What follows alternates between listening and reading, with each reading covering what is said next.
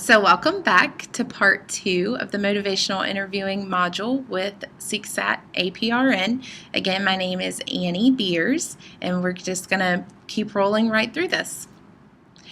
We get to start this section of the module by watching a video. And what I want you to keep in mind is that afterwards we will just think about this video a little bit and talk about perhaps what are some of the strengths of the interaction between the clinician and the patient, and then think about how likely this patient is to address his substance use. You had a serious car crash. You're lucky you didn't kill yourself or somebody else. What do you intend to do about that drinking problem? What drinking problem? Look, I had a couple of beers with my friends, that's all. Your alcohol level was 190. Clearly you had more than a few beers. Now, how much do you really drink each day?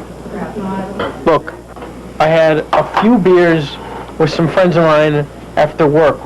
What's the big deal? Everybody does. I mean, I work hard, and having a couple of beers helps me relax after a hard day. This time I got a little careless, that's all. Let's not make a big deal out of nothing. Just finish sewing me up so I can get out of here. Look, I'm an ER doc, and I think I know when somebody's an alcoholic, and I think you have a serious drinking problem. You better straighten it out. Now, you can get out of here as soon as I stitch you up, but in the future, do not drink and drive. Have some sense, huh? I mean, next time you might not be so lucky.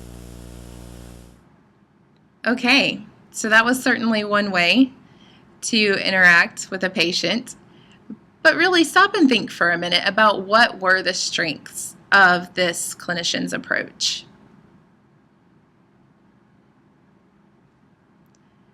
And I can tell you that one of the common things that we hear is that, what was kind of great about this clinician is he didn't shy away from the subject. He at least brought it up with the patient. It was important to him, and he valued perhaps what could come as a result of him addressing this issue with his patient.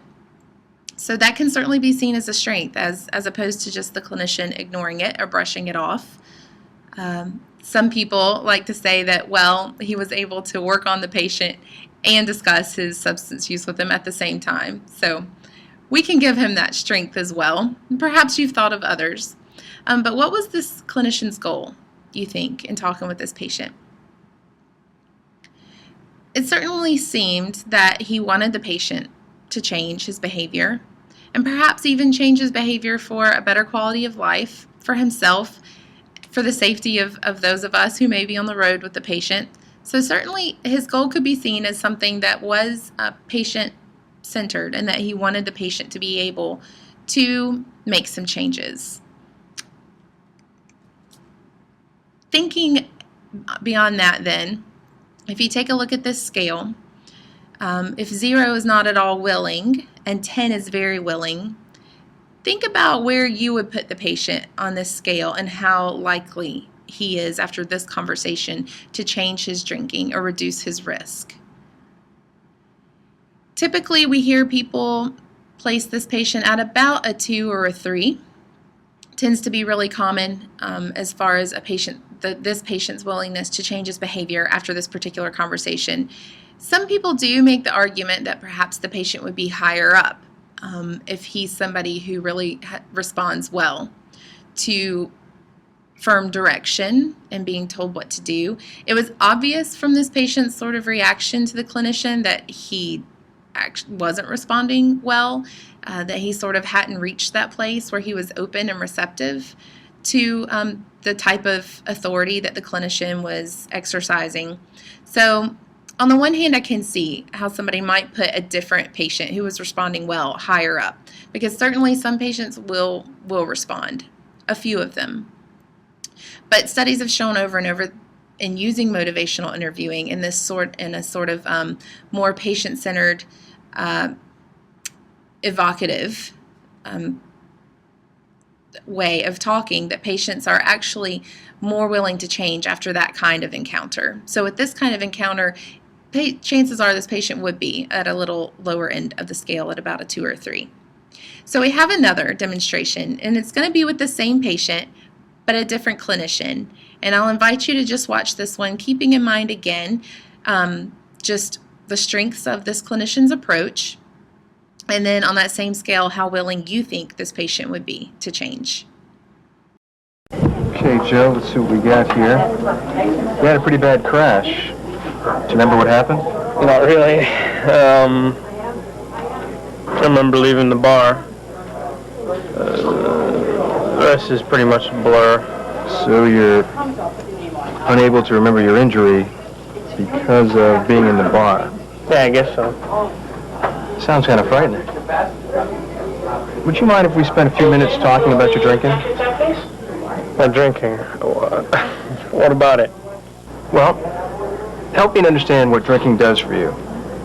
What is it you enjoy about it? Look, I work hard during the week, and having a drink or two after work helps me to relax. I mean, a guy's to cut loose every once in a while.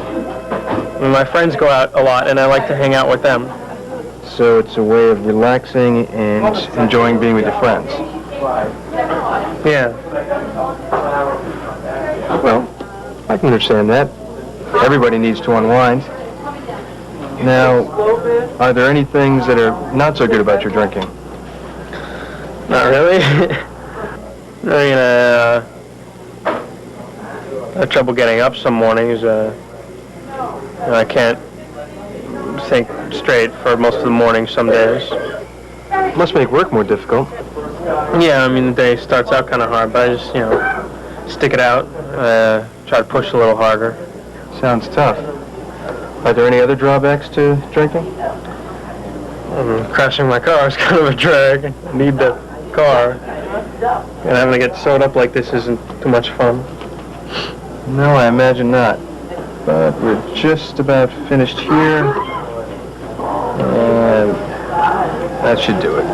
So, on the one hand, drinking is a way for you to relax and you enjoy doing it with your friends.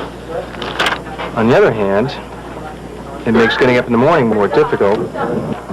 Wrecking your car and having to be stitched up in here, well, those are other painful consequences. So where does that leave you? I guess I can cut down, on the drinking a bit, especially during the week. I think that sounds like a terrific idea. Have you ever tried cutting back before? Yeah, I've done it before. I can do it on my own. You know, Joe, some people can cut back, but for some it's difficult. We find that having more than 14 drinks per week, or more than 4 drinks on any one occasion, could put you at risk for some serious problems. Not to mention injury or illness. If you find that after 4 weeks you're drinking more than that, well then, in my medical opinion, you could benefit from some outside help. And I'd be glad to give you the names and numbers of people who you can speak to. So now, about your drinking and driving. Yeah, I know that's not a good idea. I'll find somebody else to drive. I suppose I can take the bus. That sounds like a great plan. Thanks for your help. So that was definitely another way to do it with that clinician and that patient. Patient certainly seemed more responsive, more open, and then by the end of the conversation, even had some really good ideas about first steps that he was going to do to alter his behavior a little bit, not only for the health and well-being of himself, but for others as well. So, same questions as with the first video. What were some of the strengths of this clinician's approach, other than the fact that he too could also work really well on addressing the patient's physical needs and talking at the same time in this sort of conversation? Certainly one of his strengths would just be that he tended to ask really good questions, really good open questions that gave the patient the chance to really explain where he was coming from. Another response that we hear is that the strength of this clinician's approach is that he reflected then back what the patient was saying with a certain level of just understanding that the first clinician definitely lacked. This second clinician says something along the lines of, we all kind of need a break sometimes. I can understand that. So sort of pointing out the universal human condition and being with the patient in that. Very non-judgmental, and really wanting to hear from the patient just what his drinking was like for him and what changes, if any, he could consider making. And so what do you think this clinician's goal was? And if you think about it, it really wasn't that different from the first clinician. Like, he too really wanted the patient to be able to walk away from his emergency room visit with an idea that he was going to change, make some concrete changes. So in that way, it could be said that both clinicians probably had very similar goals, but their method for going about engaging the patient was certainly looked very different from one another. So where would you put the patient now on this scale? If 10 is very willing to change and 0 is not willing at all, most people are hesitant to put him at a 10. And I think that's due largely to the fact that he's not actually doing an about face and just giving up drinking. But after thinking about the conversation and viewing it, he actually is pretty higher up on that scale. He's already named some ways that he could cut back during the week, how he's not going to drink and drive. He's going to get a ride from a friend or take a bus, that sort of thing. So people tend to put him at about a 6 or a 7, so much higher, certainly, on the scale than in the first encounter.